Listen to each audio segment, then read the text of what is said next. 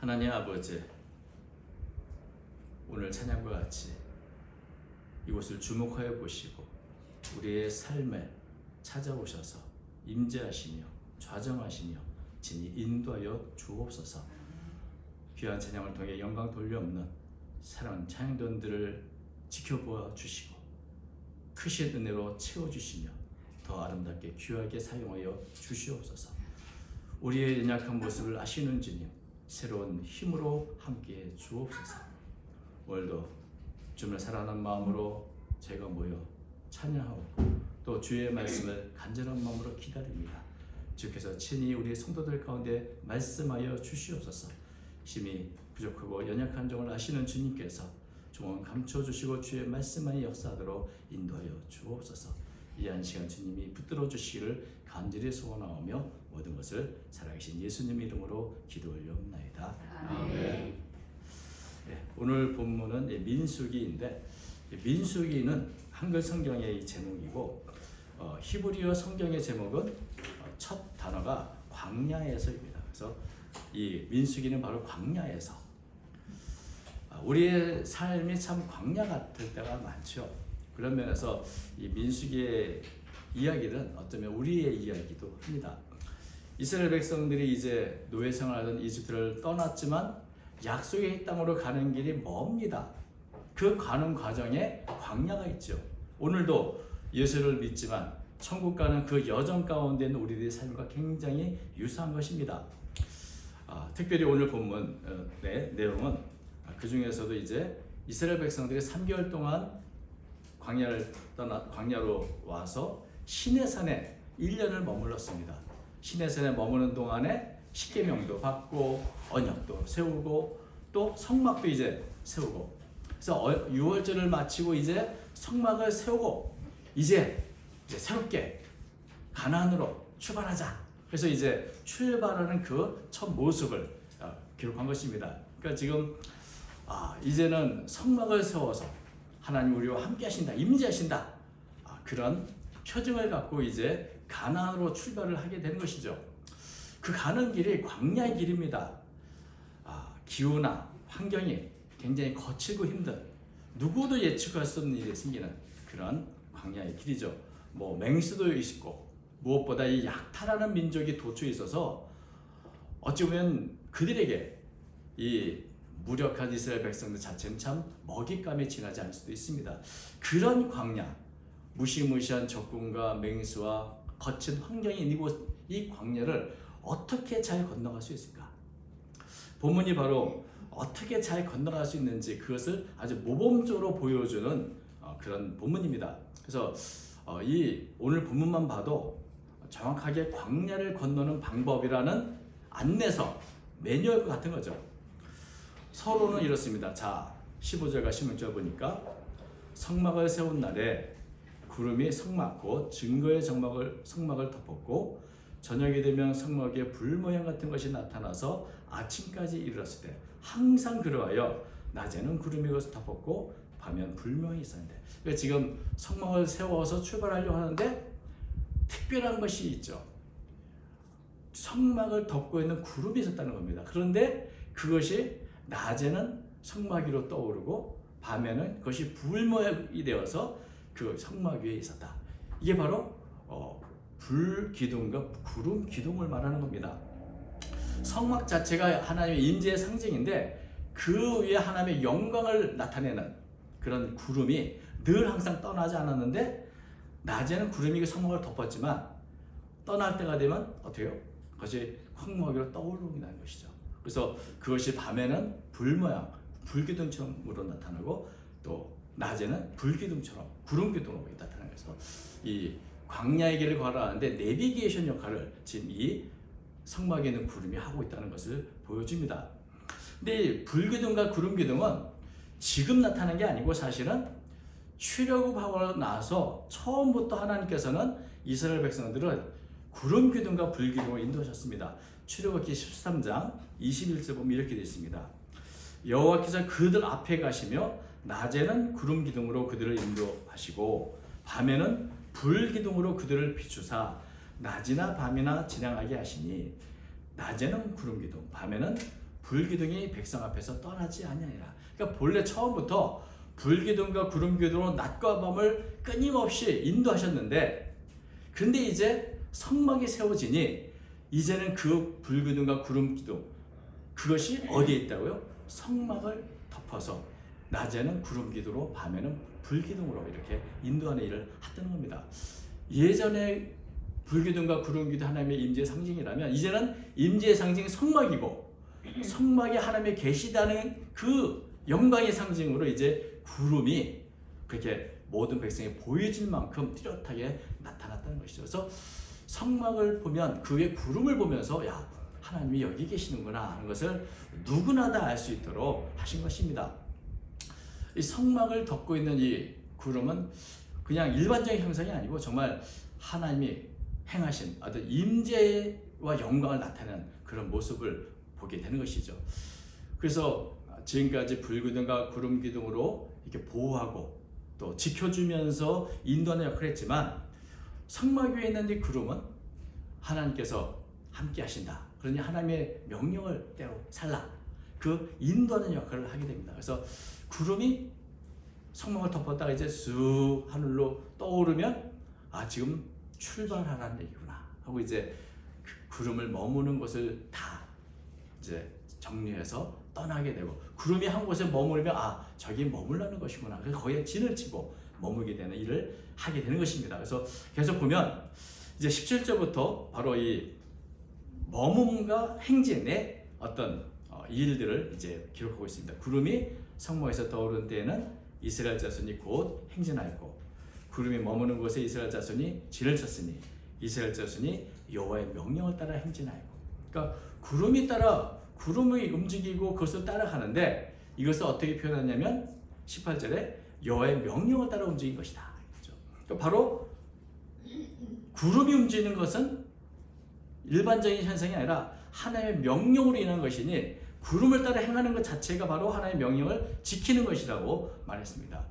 이스라엘 백성들이 지금 광야에서 어디로 가야 할지, 어디가 더 안전한지 알지 못하지만 그 구름이 떠오르는 것을 보고, 그 방향을 보고, 그 길을 보고, 그 눈에 보이는 하나님의 명령인 구름을 따라 움직이면 안전하게 또 가장 편안한 길로 이렇게 갈 수 있다는 것을 보여주고 있습니다. 그러니까 하나님께서는 광야, 아무도 그곳에 무엇인지 알지 못하고 무엇이 매복했는지 알지 못하지만, 하나님은 그 모든 것을 알고 계시기 때문에 언제 떠나야 할지, 어디로 가야 할지를 분명히 알고 그것을 구름으로 나타내 보여주신 것입니다. 그것을 따라가면 이제 문제가 없는 거죠. 우리가 내비게이션이 있어서 옛날에 어디 길을 갈 때보다 얼마나 편한지 모릅니다. 여러분도 그런 경험이 있는지 모르지만, 그 당시에 핸드폰도 없어서 어디에 가서 만나자 했는데 다 길이 어긋나가지고 각기 놀다가 돌아온 그런 경우도 있었습니다. 근데 내비게이션이 있으니까 제대로 길치지만 어떻게든 길을 찾아가니 그런 일이 참 없는 것처럼, 구름이 있는 한, 이 하나님의 임재상 구름이 있는 한 길을 잃을 염려가 전혀 없습니다. 구름이 가면 따라가고 멈추면 멈추는, 굉장히 쉽고 안전한 방법이죠. 하나님께서 지금 가야 한다고 구름이 떠오르는 것은 다 이유가 있는 겁니다. 그러니 무조건 떠나면 되고, 멈추라 할 때는 멈추는 이유가 또 있는 겁니다. 그러니 멈출 때 멈추면 되는 것이죠. 사실 이 구절이 여기서 멈춰도 되는데 계속해서 멈춤과 행진의 이야기를 계속해 줍니다.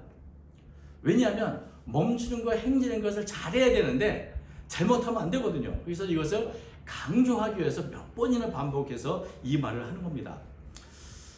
또 이 가고 멈추는 것, 가라 할 때 가고 멈추라 할 때 멈추는 것, 이 하나의 명령에 순종하는 것 자체가 이스라엘 백성들에게 아주 중요한 그 자체가 이유입니다. 왜 가는 거야? 하나님 가라셨으니까. 왜 멈추는 거야? 하나님 멈추라 하셨으니까. 광야 생활을 하는 것은 단지 빨리 지겨운 광야, 힘든 광야, 빨리 건너가면 좋겠다, 그렇게 건너가기 위한 것만이 아닙니다. 사실은 이스라엘 백성이 광야를 건너가게 된 이유가 있습니다.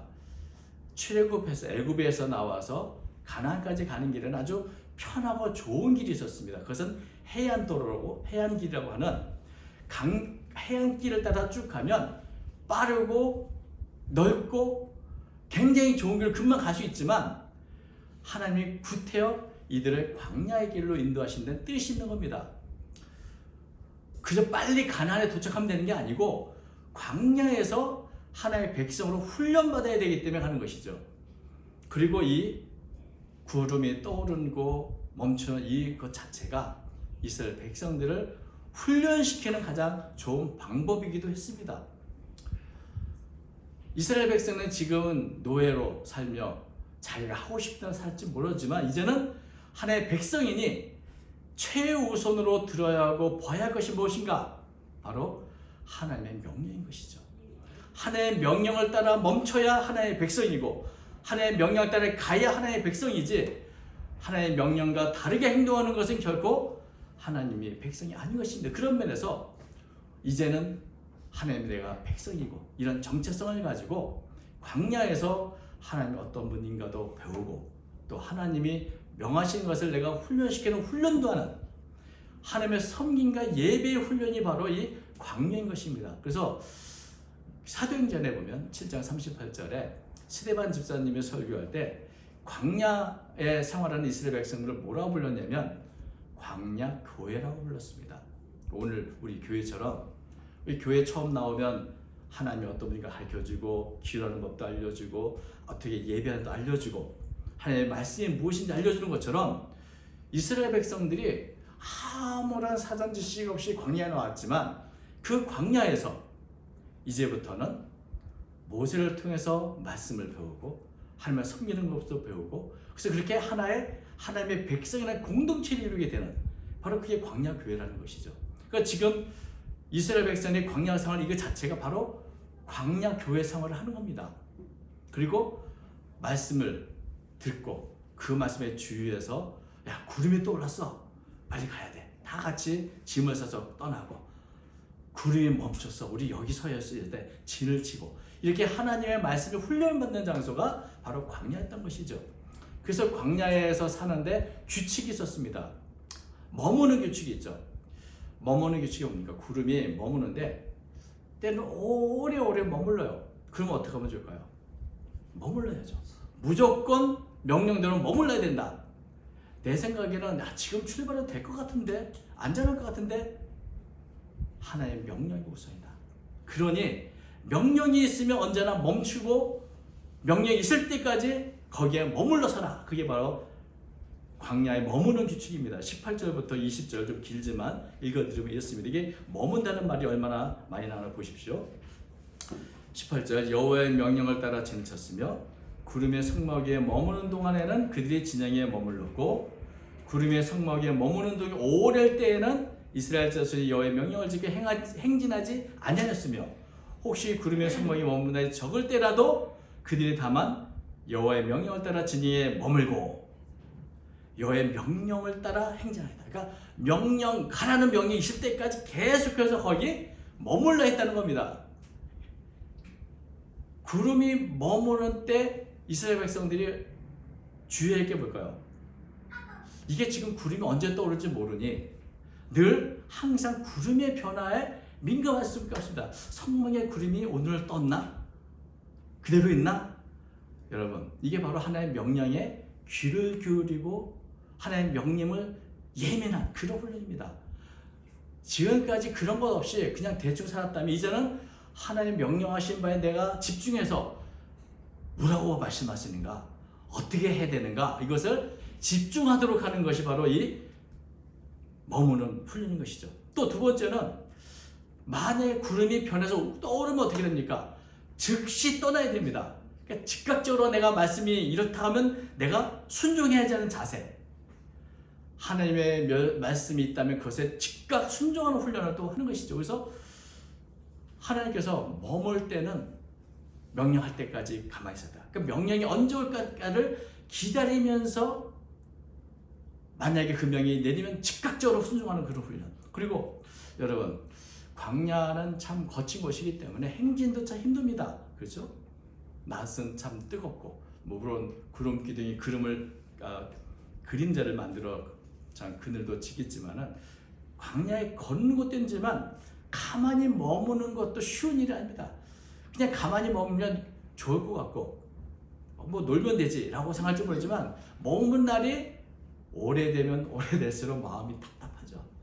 빨리 나가야 되는데, 빨리 저 가나안 땅 가야 되는데, 한 걸음이라도 더 빨리 가야 될 것 같더니 조급함이 있는데, 그때도 구름을 보라는 것이죠. 구름이 명령하지 않으면 다 내려놓고 거기 머물러야 된다. 이게 바로 머금의 법칙인 것입니다. 절대적으로 하나의 명령에 순종하는 훈련이 바로 이 머무는 훈련 속에 있는 것입니다. 이제 떠나는 행진에도 규칙이 있습니다. 자, 가라! 자, 구름이 떠올랐습니다. 빨리 짐을 싸서 이제 이유 불문하고 이제 떠나야 되는 것이죠. 21절 보면 이렇습니다. 혹시 구름이 저녁부터 아침까지 있다가 아침에 그 구름이 떠오를 때는 그들이 행진하였고, 구름이 밤낮 있다가 떠오르면 곧 행진했으며. 구름이 떠오르면 행진하는데 어느 때도 행진했는가? 어제 바로 도착을 했어요.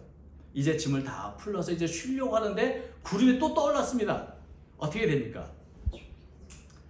다시 짐 싸야죠. 짐 싸서 구름이 떠올라서 또 떠난다 하고 떠나야 됩니다. 모든 짐을 싸서. 그런데 구름이 밤낮 있다는 이 두 번째 구름이 밤낮 있다가라는 표현이 우리 성경은 좀 명확하지 않지만 원문에는 낮 동안 있다가 밤에 떠오르면입니다. 낮에 구름이 있었는데 밤에 갑자기 구름이 떠올랐어요. 그러면 어떻게 됩니까? 밤에는 좀 잡시다가 아니고 밤에도 또 더 짐을 싸가지고 야간 행군을 또 해야 되는 거예요. 야간 행군. 언제든지 말씀을 듣고 그게 내가 피곤하든지 혹은 지금 잠을 잘 야간이라 할지라도 구름이 떠오르면 그것을 지켜서 언제든지 철저하게 명령을 따라 즉시 움직여라. 여러분, 하나님께서 밤에 갑자기 비상을 걸고 움직여라 하는 데는 이유가 있지 않겠습니까? 뭐 지금 약탈하는 민족들이 지금 주위에서 있지 않겠습니까? 뭐 여러 가지 이유가 있을 겁니다. 우리는 모르지만 우리가 지금 살아온 삶을 보면 우리는 그냥 살아왔지만 그 주변에 얼마나 드글드글한 어려움과 위험이 있었겠습니까? 사실 그 자체가 우리가 하나의 보호 속에 있는 것처럼 하나의 명령을 따라 행할 때 우리는 안전할 수 있는 것이죠. 그런데 이게 참 쉽지 않아서 22절 보니까 이틀이든지 한 달이든지 1년이든지 구름의 성막에 머물리는 동안에는 이스라엘 자손이 진이가 머물고 행진하지 아니하다가 떠오르며 해. 이게 머무는 게 우리 생각보다 더 길어요. 하루 이틀이면 좋은데 이틀이든지 한 달이든지 1년이든지 여러분 1년 동안 한 곳에 머문다는 것 그게 쉬운 일이겠습니까? 그런데 이 말은 뭡니까? 바로 하나님의 명령이 없는 한 움직이지 말라는 겁니다.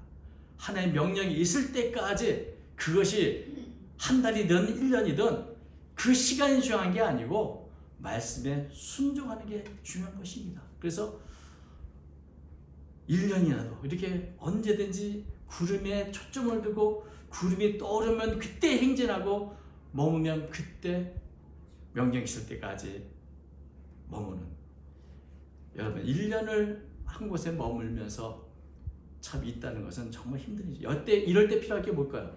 인내입니다. 참아야죠. 내 생각이 자꾸 야 지금은 가도 될 텐데 라고 하는 마음들 다 버리고 하나님이 가랄 때 가장 좋은 때야. 그때까지 기다리자. 그래서 하나님을 바라보는 믿음의 훈련도 되고 인내 훈련도 되는 그러니까 하나님의 말씀에 예민하고 즉각적으로 순종 철저할 뿐 아니라 하나님만 바라보고 인내하고 믿는 신뢰의 훈련을 바로 이 구름을 통해서 또 하시는 겁니다. 하나님의 때를 알기 위해서는 늘 구름을 봐야 되고 또 하나님의 명령이 있을 때마다 때로는 내가 바쁜데요. 내가 할 일이 있는데 갑자기 구름이 떠올라요. 여러분 하나님의 말씀이 최우선이 되지 않으면 이렇게 살 수가 없는 거죠. 그래서 늘 하나님의 말씀을 최우선으로 해서 내 일거는 다 차후로 미루고 말씀이 떠오르면 내가 간다. 말씀이 멈추면 내가 멈다. 이런 전적으로 하나님의 말씀대로 살아가는 훈련. 이게 정말 하나님의 백성이 살아갈 모습이고 광야 같은 인생을 사는 법인 것입니다. 우리가 전쟁하는 영화를 보면 지휘관이 지금 매복을 하고 적군이 오길 기다립니다. 근데 적군이 막 달려오고 있어요.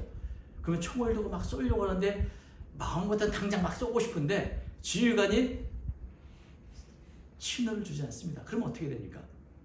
기다려야죠. 끝까지.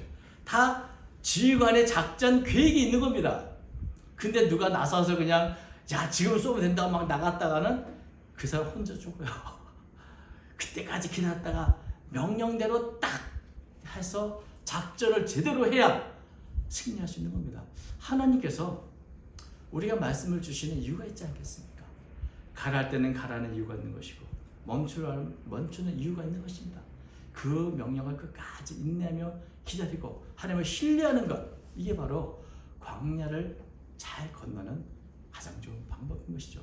이 3절에 보면 이스라엘 백성 바로 그렇게 했다고 말합니다. 이스라엘 백성들이 하나님의 명령을 따라, 이렇게 23절 보니까 곧 그들이 여호와의 명령을 따라 진을 치며 여호와의 명령을 따라 행진하고 또 여호와를 통하여 이르신 여호와의 명령을 따라 여호와의 직임을 지켰더라. 이스라엘 백성은 철저하게 순종했다 이렇게 말하는데, 여기 보면 오늘 우리가 읽었던 15절부터 23절까지 여호와의 명령이라는 단어가 몇 번 나올까요? 7번 나옵니다. 오늘 23절만 해도 3번 나오죠. 그러니까 지금 철두철미하게 여호와의 명령을 따라 진을 치고 멈춤과 행진을 반복하며 지금 광야를 지나갔다. 그리고 여호와의 명령을 따라 여호와의 직임을 지켰다. 하나님께서 맡겨주신 그 임무에 자임을 최선을 다해 그 책임을 다했다. 이렇게 말하고 있습니다. 그러니까 이 말씀 자체가 우리에게 언제나 하나님의 말씀에 민감하고 즉시 절대적으로 순종해야 하고 전적으로 하나님을 신뢰하라는 것을 알려주는데, 이게 참 쉬울 것 같지만 쉽지 않고 그렇다고 해서 불가능한 것도 아닌 그런 일입니다. 이런 명령을 행할 때 우리는 광야를 제대로 건널 수 있는데, 바로 이 말씀이 기록한 것은 바로 우리가 하나님의 말씀을 어떻게 대해야 하는가, 그 말씀에 대한 자세를 우리가 알려주고 있습니다. 근데 이렇게 사는 건 좋은데 참 이스라엘 백성이 그렇게 살았다고 이렇게 기록됐습니다. 그런데 문제가 뭘까요? 이게 끝까지 변하지 않고 유지하는 겁니다. 언제나 그렇지만 우리는 한두 번이든지 짧은 기간은 그렇게 할 수 있어요. 그런데 그것을 끝까지 가나안 땅 갈 때까지 하는 게 쉽지 않은 겁니다. 이스라엘 백성들도 이렇게 지금 오늘 그렇게 했다고 기록을 했는데 시간이 점점 흘러가면서 이 마음을 잃어버렸어요. 우리가 새해 연초의 생각과 연말에 다시 돌아보면 언젠지 모르지만 내 마음이 변질되어 있거나 변화되어 있는, 좀 느슨해지고 이런 처음에 가졌던 마음을 잃어버리는 그 시점이 있습니다. 그 마음을 잃지 않고 처음 가졌던 말씀대로 늘 말씀에 주의해서 명령을 따라 행한다면 정말 아름답게 광야를 건넜을 것입니다. 그런데 이스라엘 백성들이 시간이 갈수록 하나님은 변하지 않았어요. 여전히 동일하게 불기둥과 구름기둥으로 동일하게 인도하셨지만, 그러나 점점 시간이 갈수록 이제 이스라엘 백성들이 환경을 불평합니다. 지도자를 원망합니다. 그리고 하나님에 대한 믿음을 잃어버립니다. 그래서 이 광야를 가면서 어찌 보면 하나님의 말씀대로 잘했으면 이제는 곧 형통해서 가나안 땅에 도착해 맞는데, 가나안은 여전히 멀리 보이고 여전히 현실한 물도 없고 먹을 것도 없고 맨마른 광야를 보면서 이제 슬금슬금 불평과 원망이 이제 나오는 이스라엘 백성 보면 그 원망이 굉장히 현실적이었습니다. 우리가 구정이지만 11장에 보면 11장 5절 이렇게 말합니다. 우리가 애굽에 있을 때는 값없이 생선도 먹고 생선과 오이와 참외와 부추와 파와 마늘을 먹은 것 생각나거늘 이제는 우리의 기력을 다하여 이 만나 외에는 보이는 것이 아무것도 없도다. 생선, 오이, 참외, 부추, 파, 마늘 이거 없다고 불평하고 심지어 웁니다. 자기 장모에서 애통하며 울어요. 마늘 먹고 싶어, 부추 먹고 싶다. 저는 부추 먹을 때마다 이 구절이 생각납니다. 이스라엘 백성 이거 없어서 울었는데.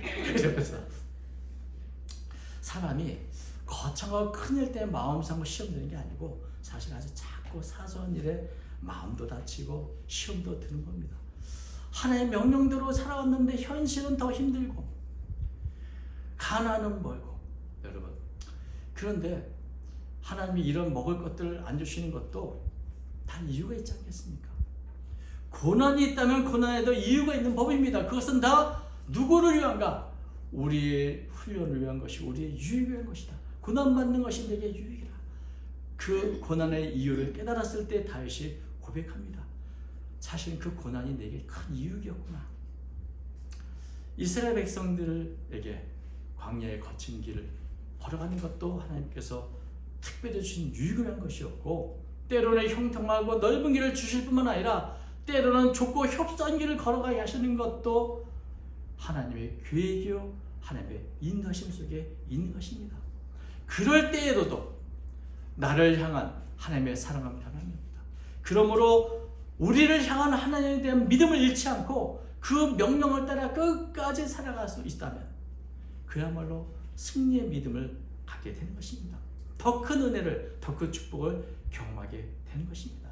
그런데 이스라엘 백성들이 처음에 그렇게 구름이 떠오르는 것에 주의해서 명령을 지켰는데 갈수록 그것을 놓쳐버리고 이제는 원망과 불평이 가득 차게 되면서 하나님에 대한 믿음을 잃어버리게 되는 것이죠. 우리가 아는 것처럼. 그래서 민수기가 승리의 행전이 아니라 실패의 기록으로 맞춰지게 되는 것입니다.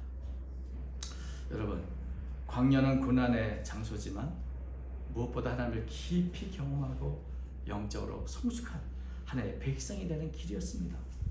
광야 같은 인생을 걸어가면서 고난이 올 때 어쩌면 그 고난을 통해서 하나님은 나를 훈련시키는지도 모릅니다. 하나님의 말씀에 귀를 기울이고 하나님의 주시는 그 모든 환경에서 하나님의 뜻을 깨닫는다면 우리도 이 광야 같은 생활을 더 기쁘게, 더 아름답게 살아가게 될 줄로 믿습니다.